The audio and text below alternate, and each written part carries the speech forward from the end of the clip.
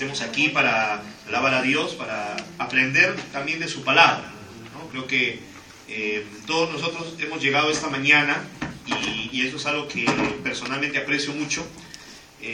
Si tomáramos en cuenta pues todo lo que significa para cada uno llegar, ¿no? Algunos desde muy lejos, ¿cierto? Hacen viajes largos, hay que levantarse temprano, tal vez algunos dejando cosas listas en la casa porque uno ya llega casi bordeando el mediodía o un poco más. Pero creo que es tan especial que desde ese momento empezamos a expresar nuestro amor por Dios, ¿no? Empezamos a expresar que todo eso lo hacemos para estar aquí juntos, no por algo humano en realidad, sino porque queremos poder acercarnos a Él. Y yo les animo a que en este tiempo busquemos preparar siempre nuestro corazón para acercarnos a Él con un corazón sincero. Que Dios permita que nuestros oídos sean abiertos y que podamos ser humildes para aprender de lo que Él nos quiere enseñar, pero principalmente para poder llevar a nuestra vida lo que Él quiere para nosotros. ¿Sí, hermanos? Creo que está un poquito el sonido un poco alto, ¿no? ¿Está bien? Pues escucho como un eco. Me parece, ¿no? De pronto son mis oídos que están un poco... No, sí me he lavado hoy día. Todos los domingos me he lavado.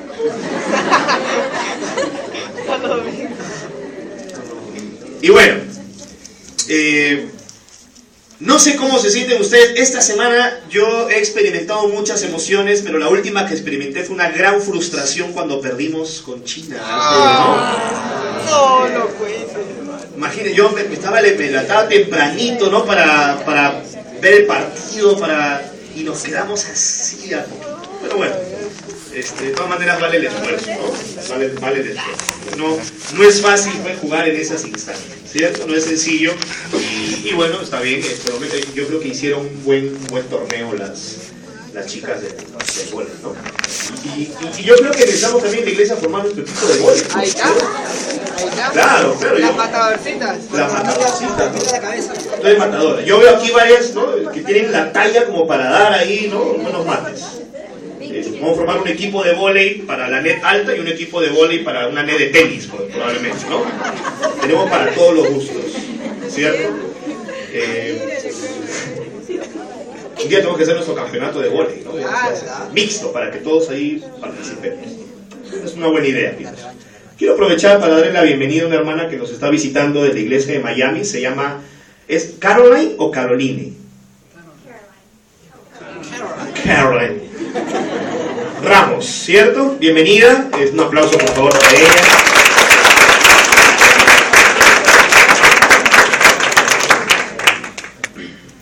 Que disculparán nuestra pronunciación, pues un poco, ¿no? Rústica, ¿no? Vamos a abrir nuestras Biblias en el libro de Mateo, en el capítulo 7.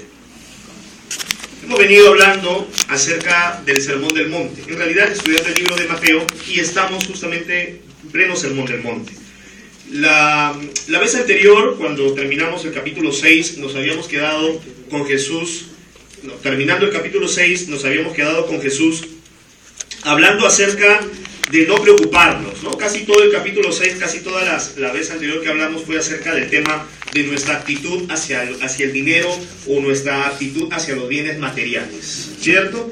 En el capítulo 7, Cristo de alguna forma entra en otro tema o en otra área, que es lo que vamos a profundizar el día de hoy. En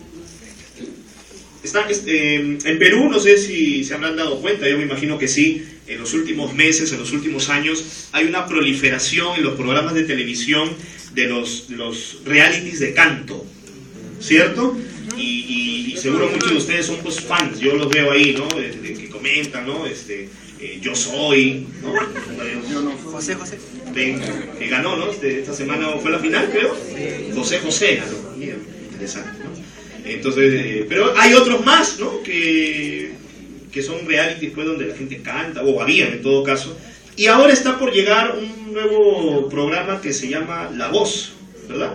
La Voz Perú, ¿cierto? Que es un programa, mi esposo y yo lo veíamos en YouTube, en la versión de Estados Unidos, porque bueno, no sé si ustedes, imagino que supieron que Diego Val, ¿no? El hijo de Flor Barraza, que algunos de ustedes conocen, participó en ese concurso de La Voz en Estados Unidos y quedó entre los últimos 20, ¿no? Llegó bastante alto. Entonces, cuando nosotros vimos el video de él cantando, nos enganchamos con el programa en sí, empezábamos a ver con mi esposa, y a nosotros nos gusta mucho ese programa, ¿no? de canto, y ver personas que salen a mostrar su talento. Y una cosa que el día de ayer estaba mirando en la noche, hicieron una versión de La Voz en Colombia, perdón, en Argentina, en Colombia también, pero vi un formato en Argentina, y empezó a cantar una muchacha que era ciega. Y entonces ella salió, pero en este formato, no sé si deben haberlo visto, en la parte de las audiciones, lo que hay son 4 cantantes que son reconocidos, digamos, pero ellos están de espaldas, o sea, ellos no están viendo a la persona que está cantando, solamente la están escuchando. Por eso se llama, en principio, La Voz, ¿no? Entonces ellos 4 están mirando hacia el lado opuesto, y a la espalda de ellos está la persona que está cantando, y si a ellos les gusta la voz de la persona que está cantando, entonces apretan un botón y recién dan vuelta y la pueden ver, ¿no?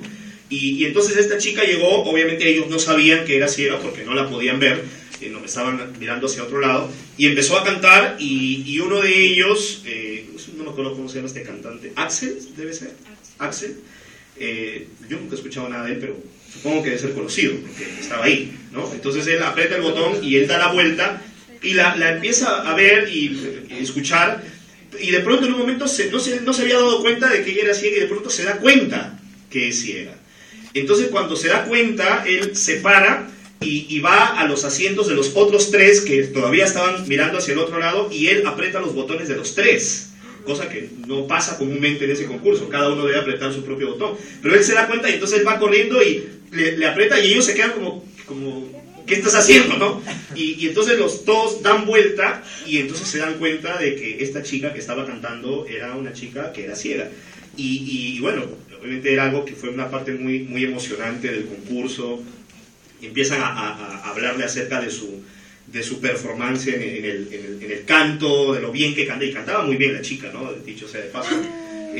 Pero algo que yo pensaba en el rol de ellos es qué difícil es ser juez, ¿no? O sea, qué difícil es cuando tú tienes el rol de juzgar algo, de decidir algo. No es fácil, especialmente cuando tiene que ver, pues digamos, en este caso, por ejemplo, con personas, ¿no? Que van ahí, y todas esas personas que se presentan, no solamente es que van y cantan, pero muchos de ellos tienen toda una historia detrás, tienen sueños, tienen anhelos, tienen ilusiones, y de alguna manera tú, si eres el juez, eres el que de alguna forma defines si sus anhelos, sus ilusiones se hacen realidad o si no. Es difícil, ¿no? O de pronto para uno, pues, que no está acostumbrado a ese tipo de cosas, si a ti te dieran esa responsabilidad sería duro, ¿no? Pero lo interesante de esto es que hay ciertas cosas en las que decimos, no, o sea, qué difícil es ser juez. Pero por otro lado, a lo largo de nuestra vida, muchas veces sí nos convertimos en jueces de otros, porque empezamos a decir, bueno, este es bueno, este es malo, este está bien, este no está bien, o empezamos a emitir nuestras críticas, porque es muy fácil criticar, ¿cierto? Tú ves a alguien y dices, no, ese no debería estar haciendo eso, o no, esta persona tú no lo conoces, él es así, o ella es una dejada, o él es un irresponsable. Es como que en nuestra vida es muy fácil para nosotros tomar el rol de jueces de las vidas de otras personas. Y generalmente ese es un tema que a la larga nos trae mucha confusión, porque pensamos, bueno, entonces, ¿qué debo hacer? ¿Debo decirle a las personas lo que yo veo que deben cambiar, lo que yo me doy cuenta que están haciendo mal? Y no estaré juzgándolos cuando hago eso, pero entonces, ¿está bien juzgar? ¿Está mal juzgar? Es un tema que puede traernos confusión a veces. Pero vamos a mirar qué nos dice Jesús aquí. Capítulo 7, en el versículo 1. Dice Jesús, no juzguen a otros para que Dios no los juzgue a ustedes. Pues Dios los juzgará a ustedes de la misma manera que ustedes juzguen a otros. Y con la misma medida con que ustedes den a otros, Dios les dará a ustedes. ¿Por qué te pones a mirar la astilla que tiene tu hermano en el ojo y no te fijas en el tronco que tú tienes en el tuyo? Y si tú tienes un tronco en tu propio ojo, ¿cómo puedes decirle a tu hermano, déjame sacarte la astilla que tienes en el ojo? Hipócrita, saca primero el tronco de tu propio ojo y así podrás ver bien para sacar la astilla que tiene tu hermano en el suyo. Mira, este es un pasaje, para mí personalmente, yo lo veo bien profundo, bien interesante, ¿no? Porque, de alguna manera, nuestra pregunta es, ¿juzgamos o no juzgamos? Y creo que lo que Jesús nos está enseñando acá es que la respuesta no es si lo hacemos o no lo hacemos. El punto es cómo está nuestro corazón cuando hacemos esto. Porque Jesús empieza diciendo, no juzguen a otros para que Dios no los juzgue a ustedes. Y uno, si ve solamente eso, puede pensar, entonces yo no puedo juzgar a nadie, ¿no? Porque si lo hago, estoy contradiciendo lo que Jesús está diciendo acá. Él dice que no debo juzgar. Pero lo que Jesús está diciendo es, no hagas eso para que Dios no te juzgue a ti. Pero la pregunta es esta, ¿Dios nos juzga?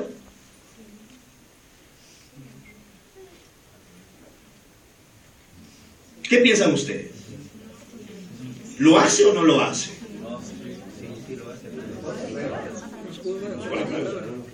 Sí, dice por acá. No, dice por acá. No, dice por aquí. ¿Lo va a hacer? Ok. Bueno, la Biblia dice que Dios, por supuesto que si la Biblia dice que el juicio de Dios es recto, eso significa que entonces Dios sí juzga, ¿verdad? La Biblia llama a Dios también el juez principal. Y la Biblia dice también que en el día final habrá un juicio, al cual le llaman el juicio final. Si fuera el único juicio, no sería el final. Es lo que yo entiendo, por lo menos. Entonces, está claro en las Escrituras que Dios sí es un juez y que Dios juzga nuestras vidas. Entonces, cuando Cristo dice no juzguen para que Dios no los juzgue, no está esto significando que no habrá juicio en nuestra vida. Lo que está diciendo es, y lo explica en el versículo 2, que Dios nos va a juzgar de la misma manera que nosotros juzgamos a otros. Entonces, el tema no tiene que ver tanto con si lo hacemos o no lo hacemos. El tema tiene que ver con qué corazón o de qué manera nosotros juzgamos a los demás. Ahora, este es un punto importante. No porque nosotros seamos jueces, en el sentido de que nosotros dictaminamos la sentencia, o nosotros podemos decir, tú vas a ir al cielo o tú vas a ir al infierno. Pues nosotros no tenemos esa autoridad. Pero la palabra de Dios sí tiene autoridad.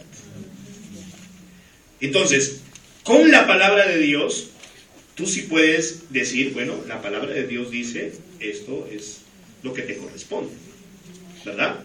Porque entonces juzgas de acuerdo a la palabra que tiene autoridad.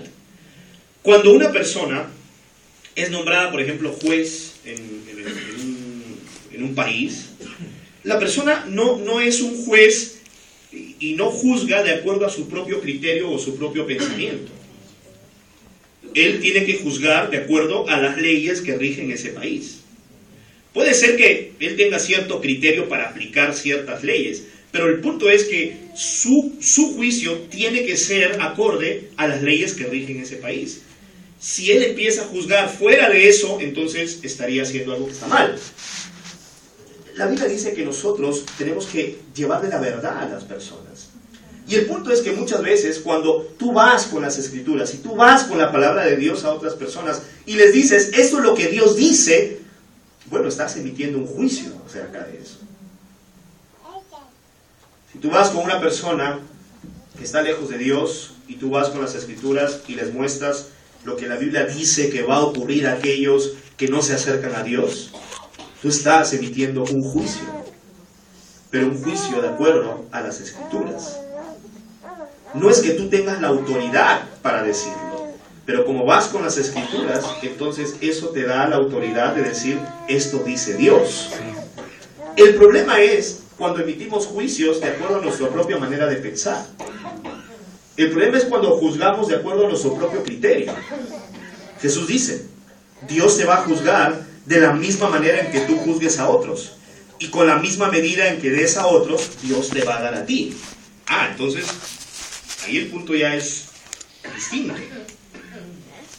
Porque si yo simplemente veo que alguien está pecando y eso a mí me enoja, eso me molesta, eso me fastidia, y entonces yo voy con enojo y digo, tú no deberías estar haciendo eso porque sabes que eso ya me tiene harto, ya estoy cansado de ti. Entonces estoy juzgando con mi propio criterio.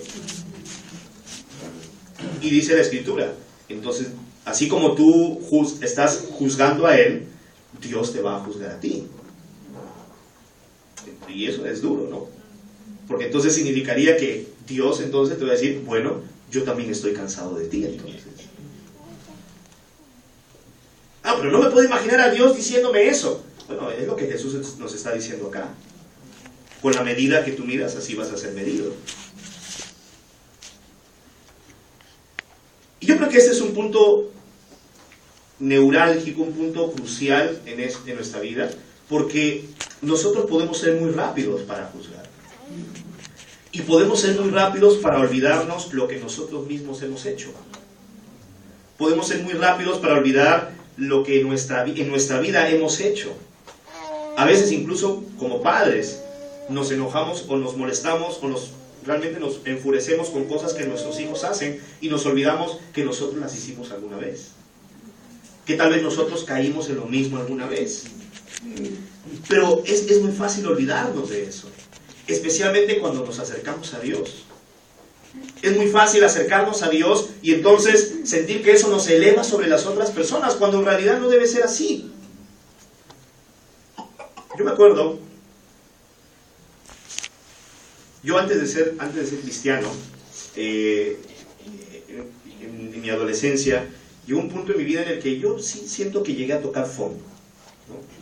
Especialmente con cosas que hacía, pues no sé, en la universidad, con los amigos, y me gustaba mucho irme y tomar un montón, y llegó un punto, otras cosas confluyeron en eso, que yo tomé como excusa, y llegó un punto en que a mí se me hizo una costumbre tomaba todos los días. Todos los días salía de la universidad y nos íbamos al frente de la universidad a un lugar que había ahí y nos quedábamos tomando hasta tarde. Algunas veces llegaba bien borracho a mi casa, otras veces no tanto, pero igual bastante tomado. Y yo recuerdo ese tiempo, mis papás, que estaban pasando también un momento difícil, que para ellos era bien difícil lidiar conmigo. Yo me di cuenta que estaba en un punto en mi vida en el que no quería escuchar, no quería entender, simplemente estaba molesto con la vida. Y bueno, pasó el tiempo y creo que gracias a Dios Él tuvo mucha compasión de mí. Y bueno, ahora estoy acá. Pero cuando pasó el tiempo, yo tengo 3 hermanos menores, 2 varones y la última que es mujer, que va a cumplir 16 años este mes. El tiempo pasa volando. Y uno de mis hermanos empezó a hacer lo mismo que yo estaba haciendo, que yo hice cuando estaba en la universidad. Y recuerdo en ese tiempo yo todavía estaba en la casa de mis padres y yo estaba súper enojado. Y yo me acuerdo, yo estaba muy molesto con mis papás y yo les decía, ustedes deberían botarme de la casa. Porque eso, o sea, ¿cómo va a llegar en ese estado tan seguido y ustedes lo toleran? Y para mí era algo que no podía concebir.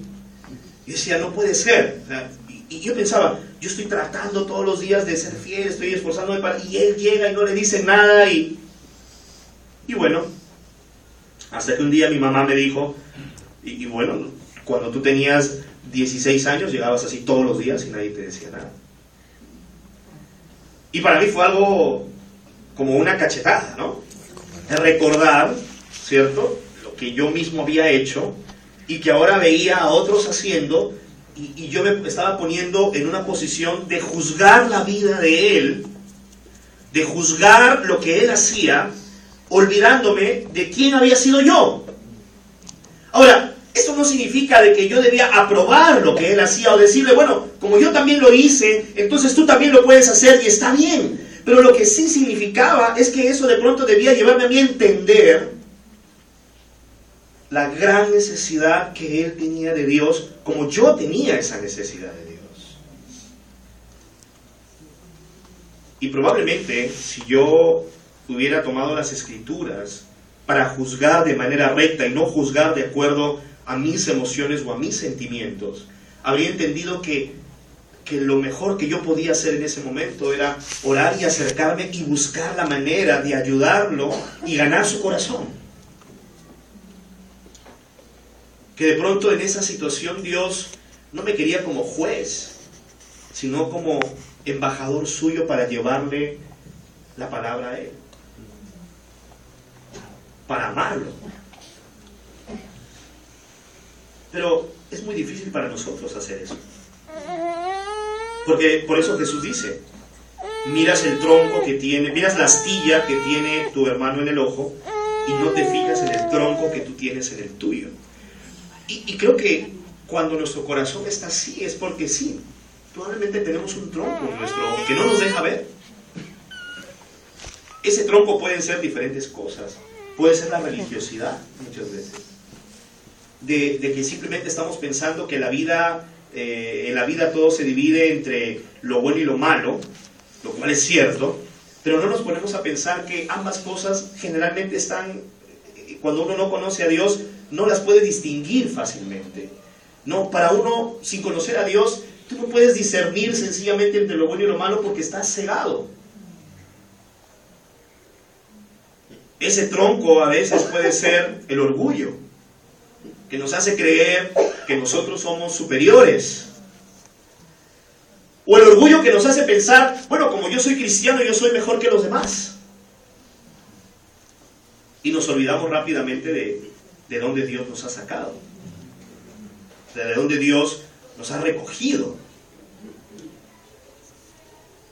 Para todos ustedes, todos aquellos que han dado el paso de acercarse a Dios, de convertirse en cristianos, yo quiero que tomes un tiempo para acordarte quién eras tú. O sea, quiero que tomes un tiempo para recordar, a ver, ¿quién era yo antes de conocer a Dios? ¿Dónde estaba? Si tuviera que escribir 3 cosas que definirían mi vida antes de conocer a Dios, ¿cuáles serían? ¿Qué palabras me definirían?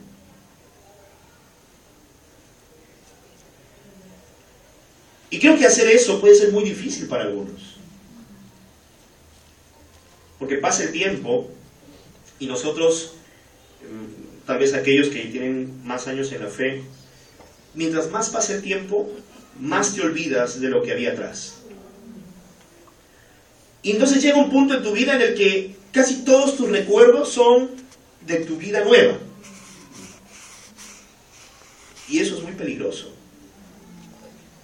En el libro de Mateo, lo vamos a leer seguramente más adelante, creo que es en la siguiente sesión, la siguiente clase, hay un momento en el que Mateo empieza a escribir, Mateo fue uno de los 12 apóstoles, y él empieza a escribir, a narrar el momento en el que Jesús llama a los 12 apóstoles, o sea, los escoge, y él coloca la lista de los nombres, ¿no? Y él dice, llamó a tal, a tal, a tal, a tal.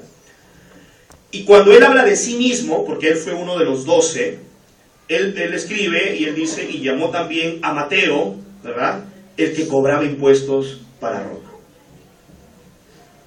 Es interesante porque si tú lees los 4 evangelios, si tú lees la narración de los 4 evangelios de ese momento del llamamiento, Mateo es el único que escribe quién había sido él antes de ser llamado. Los demás simplemente ponen llamó a Mateo, o a Leví, que era su nombre hebreo. Pero él, cuando habla de sí mismo, pone su nombre y escribe quién había sido él. Para nosotros eso puede pasar desapercibido, porque hoy en día tú escuchas el recaudador de impuestos, y hoy día, pues si alguien es un recaudador de impuestos, no es un pecado ser recaudador de impuestos. Puede ser que no te caigan bien, pero no es un pecado. Pero en aquella época, era algo realmente fuerte, malo. ellos eran considerados traidores. Es como si tú habrías sido terrorista y eres llamado y tú pones y llamó también a tal el que era terrorista. Una cosa así. Y ojo, Mateo era consciente que cuando él estaba escribiendo esto era algo destinado a ser leído por todas las iglesias. Y él pone su nombre y él pone al costado quién había sido él. Y yo creo, hermanos, que es tan importante que no nos olvidemos quiénes hemos sido nosotros. No para, digamos, vivir culpables de eso, ¿no? Creo que mucho menos para enorgullecernos de eso, pero sí creo que para que nuestro corazón se pueda mantener suave, para que nuestro corazón pueda mantenerse humilde delante de Dios. Y no simplemente pensar que ahora de pronto somos buenos o somos lo máximo porque, bueno, mira, lo que Dios ha hecho conmigo y no, eso era antes y entonces las personas que hacen eso, no, yo ya no tengo nada que ver con ellos y entonces tomo una posición como de juez, como de sentirme por encima de, en lugar de sentir compasión. Y ese es el tronco que tenemos en nuestro ojo y que no nos deja ver.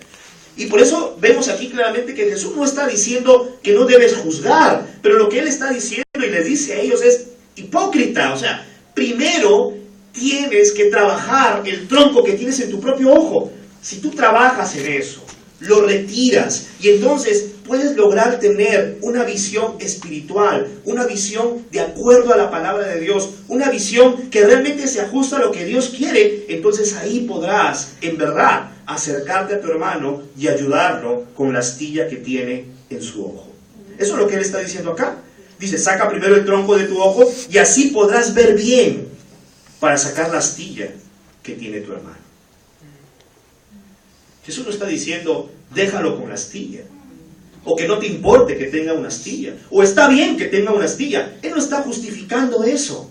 Él no estaba diciendo, está bien que tu hermano se emborrache. Él no me estaba diciendo eso. Él me estaba diciendo, César, primero saca el tronco que tienes en tu ojo, el orgullo. Te has olvidado quién eras tú. Trabaja eso en tu corazón. Y cuando logres realmente sacar eso de ti, vas a poder ver bien. Vas a poder ver como yo lo veo. Y entonces podrás ayudarlo. Pero mientras yo no lo vea como Dios lo ve, no podré. ¿Cómo nos ve Dios cuando estamos perdidos? Me impactó mucho lo que compartió Ray en la Santa Cena. La escritura que compartió. Cuando todavía éramos pecadores, dice la Biblia, Él murió por nosotros. Así nos ve Dios. Pablo decía en Efesios, cuando todavía éramos sus enemigos, Él se entregó. Ahora eso es profundo. O sea, así nos ve Él. Aún perdidos, aún muertos en nuestros pecados, Cristo todavía consideró que valía la pena entregar su vida por nosotros. La pregunta es, ¿cómo nos estamos acercando nosotros a las personas? Y la cosa es, o lo triste es que normalmente hacemos esto con la gente que más queremos, ¿no? O sea, puede ser muy fácil juzgar a nuestro papá, a nuestra mamá, porque decimos, es que ellos no son cristianos, entonces por eso hacen eso y ya estoy cansado, ya no lo soporto más.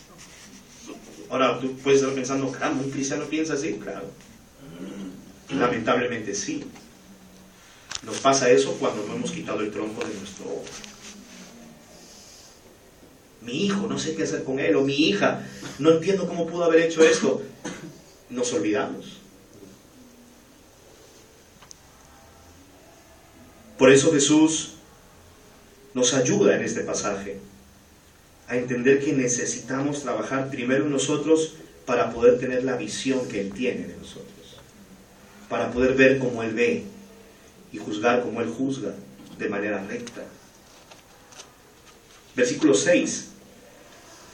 Dice Jesús, no den las cosas sagradas a los perros, no sea que se vuelvan contra ustedes y los hagan pedazos.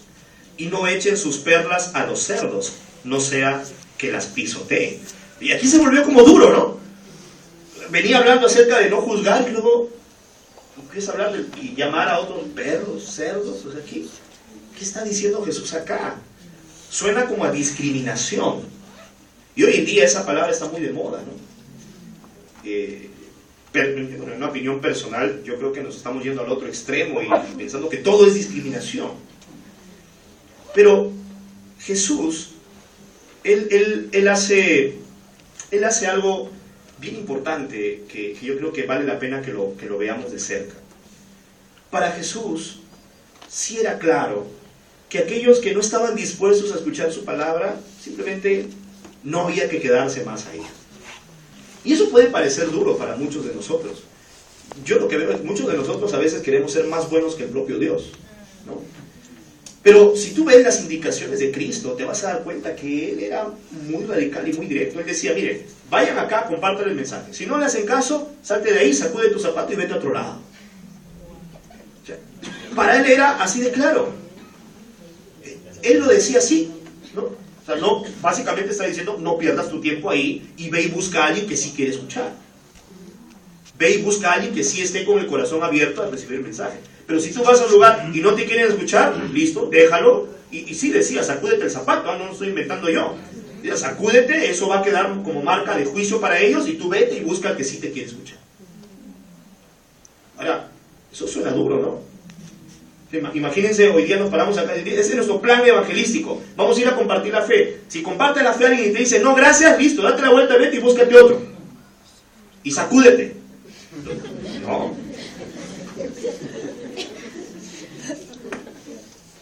Uno diría, no, eso está como duro. ¿O qué tal aquellos que dejaron la iglesia? Y que a veces queremos seguir intentando, y pensamos, no, es que por compasión. Sí, por compasión. ¿No será que estamos queriendo formar nuestra propia manera de ver las cosas y no con lo que Dios ve? ¿No será que ese tiempo que invertimos en alguien que no quiere escuchar se podría utilizar en alguien que sí quiere escuchar? Yo sé que esto puede ser chocante para muchos, y por eso les compartí hace un momento. Y yo me doy cuenta que a veces nos ocurre, queremos ser más compasivos que el propio Dios. Y decimos, no, pero es que hay que seguir, hay que ir, hay que buscar, hay que animar, para que no se sientan, para que siempre se sientan bien con nosotros. Okay, pero eso es lo que Dios nos dijo que debíamos hacer. ¿O estamos queriendo hacerlo a nuestra manera? Alguien dice, no, pero la oveja perdida. Claro, pero esa es una oveja que se perdió, eso es otra cosa. O sea, tú no vas a decir que una oveja perdida es igual a alguien que decide irse. Son dos cosas diferentes. Por definición, el que se pierde no se quería perder, ¿verdad? Pues es obvio, ¿no? O sea, si tú dices, me perdí, significa que no era tu intención perderte, ¿verdad? Yo lo veo claro, por lo menos. Porque si tu deseo era perderte, entonces en realidad no te perdiste, te fuiste a propósito, que es otra cosa. Entonces, cuando hablamos de la oveja perdida, Jesús está hablando de aquel hombre, mujer que está cerca de Dios y que de pronto algo le ocurrió, no vio bien o algo le está ocurriendo, no entiende bien las cosas y está empezando a decaer, pero él no quiere decaer y está en esa batalla, no quiere, pero está confundido. Eso es otra cosa. Pero aquel que decide, ¿sabes qué? Yo me voy. ¿Listo? Esa no es una oveja perdida. Ese es alguien que decidió irse. ¿Y qué dice la Biblia que hacemos en ese caso? Bueno, creo que el primer ejemplo que tenemos es el del hijo pródigo, que está en el mismo capítulo de la oveja perdida. El padre simplemente le dijo, listo, ¿te quieres ir? Ándate. ¿Le dolió? Por supuesto. ¿Lo esperó? Por supuesto. La Biblia nos deja ver de que él estaba esperándolo. Pero no fue tras él. No fue a buscarlo. No fue a rogarle que vuelva. ¿Por qué no? ¿Porque el padre no lo amaba? ¿Crees que el padre no lo amaba? Por supuesto que lo amaba. Acuérdate que la figura en esa parábola es que el padre es Dios. Por supuesto que Dios lo ama. pero lo ama lo suficiente como para darse cuenta que el volver es una decisión que la persona tiene que tomar sin que nadie lo fuerce a tomar, sin que nadie esté atrás para que la tome. Porque si no, iba a volver tal vez por la presión y no por el amor que quiere tener a Dios. Entonces yo creo, hermanos, que ese es un punto también para nosotros para aprender, para crecer y para entender que es Dios el que debe trabajar ahí, no nosotros. Y es duro como lo dice Jesús. Él dice, no den las cosas sagradas a los perros, no sea que se vuelvan contra ustedes y los hagan pedazos. Y no echen sus perlas a los cerdos, no sea que las pisoteen. Bueno, ¿qué vendrían a ser las perlas? ¿Qué vendrían a ser las cosas sagradas? Yo creo que el mensaje, en el fondo. Y él dice, bueno, no des esto a aquellos que realmente no están dispuestos a escuchar y que lo que van a hacer con eso es pisotearlo y no querer escucharlo. No insistas ahí. Ve y busca al que realmente quiera escuchar. Versículo 7. Pidan y Dios les dará. Busquen y encontrarán. Llamen a la puerta y se les abrirá. Porque el que pide recibe, y el que busca encuentra, y al que llama a la puerta se le abre. Yo estuve buscando mi llave por meses y no la encontré. Entonces, leí esta escritura para la clase de hoy. Estaba repasándola en estos días. Y yo veía, busquen y encontrarán. Y honestamente, lo primero que vino a mi mente fue, yo no encuentro mi llave. ¿Cómo? ¿No? O sea, ¿cómo que busquen y encontrarán? Pero a veces yo busco y no encuentro. Y ayer mi esposa estaba limpiando y encontró mi llave.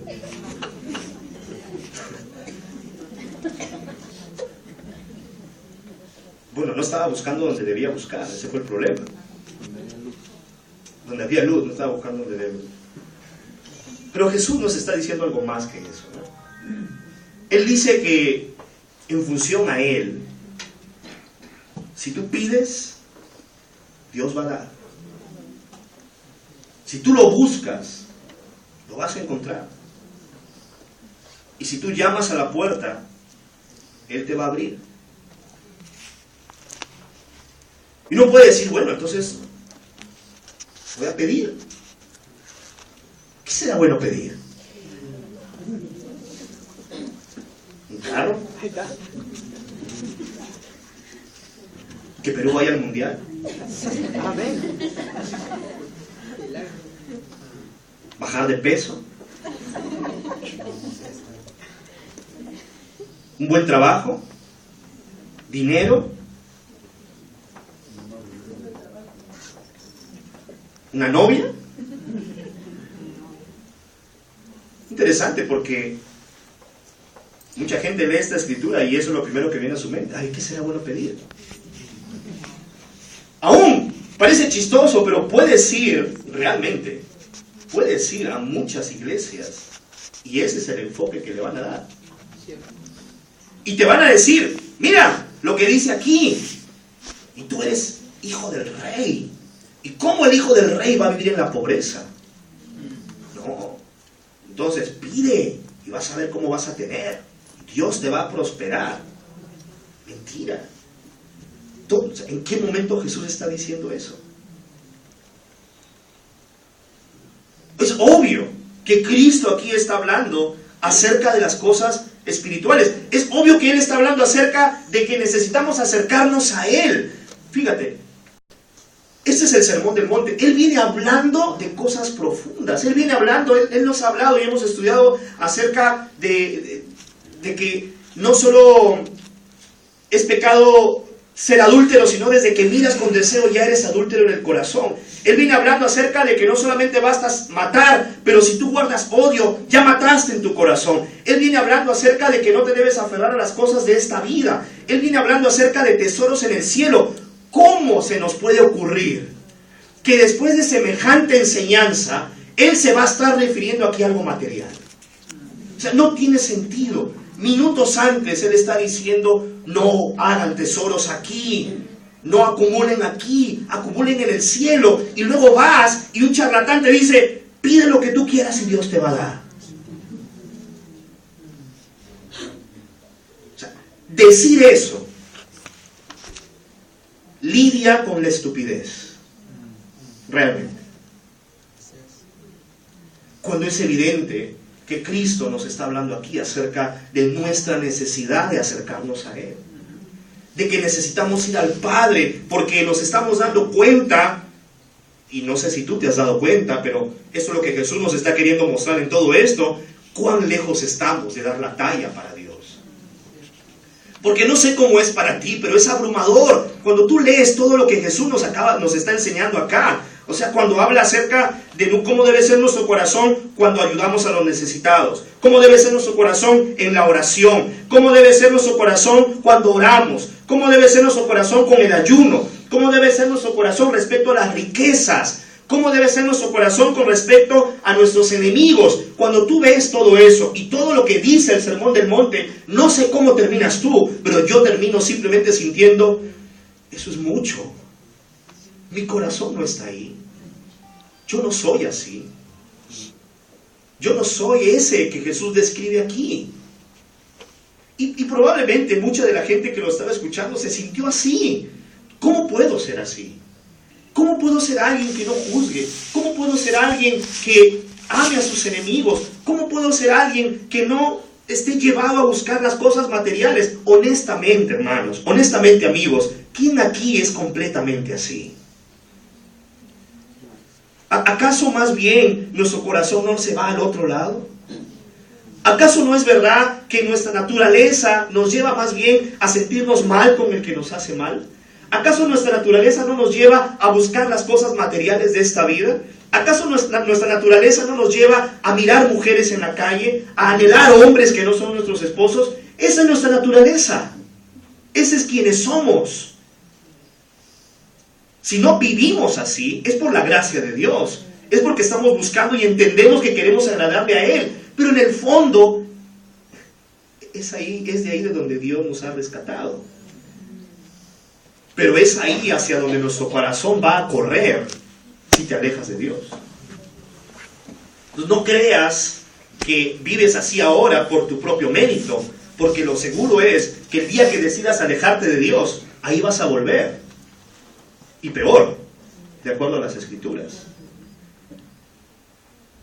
Entonces, es evidente que uno viendo eso, lo único que nos queda es, Dios, ayúdanos. Te necesitamos. Y Cristo dice, claro, pidan y Dios les dará. Busquen, encontrarán. Llamen a la puerta y se les abrirá. Versículo 9. ¿Acaso alguno de ustedes sería capaz de darle a su hijo una piedra cuando le pide pan? ¿O de darle una culebra cuando le pide un pescado? Pues si ustedes que son malos. Y creo que Jesús quería que no olvidemos eso, ¿no? Ustedes que son malos, o sea, nosotros, ¿cierto? Si ustedes que son malos saben dar cosas buenas a sus hijos, ¿cuánto más su Padre que está en el cielo dará cosas buenas a quienes se las pidan? Esa parte a mí me corta, ¿no? Porque a veces yo veo a mis hijas y yo me derrito por ellas. No sé si te has dado cuenta de eso, ¿no? O sea, yo las veo y ya caí completamente. Y lo único que yo puedo sentir hacia ellas es mi deseo de darle lo que necesiten. O sea, yo quiero darles lo mejor. Es como uno como padre lo que uno quiere siempre. Y la cosa es que en ocasiones yo me he descubierto a mí mismo teniendo esos buenos sentimientos hacia ellas y yo he pensado, wow, es que hay padres que no quieren a sus hijos, hay padres que no se hacen cargo de sus hijos y yo siento esto por ellas, debo ser bueno. Y Jesús dice, bueno, ustedes hacen eso, pero imagínate, si hacen eso siendo malos, o sea, es como, eso no cambia realmente quién soy. Jesús utiliza eso más bien para mostrarme, mira, si hasta tú que eres malo, César, eres capaz de sentir eso por tus hijas, ¿cuánto más el Padre, ¿no? Que es perfecto, ayudará, dará lo que necesitemos para acercarnos a Él al que se lo pida. Versículo 12, para terminar. Dice Jesús: así pues, hagan ustedes con los demás como quieran que los demás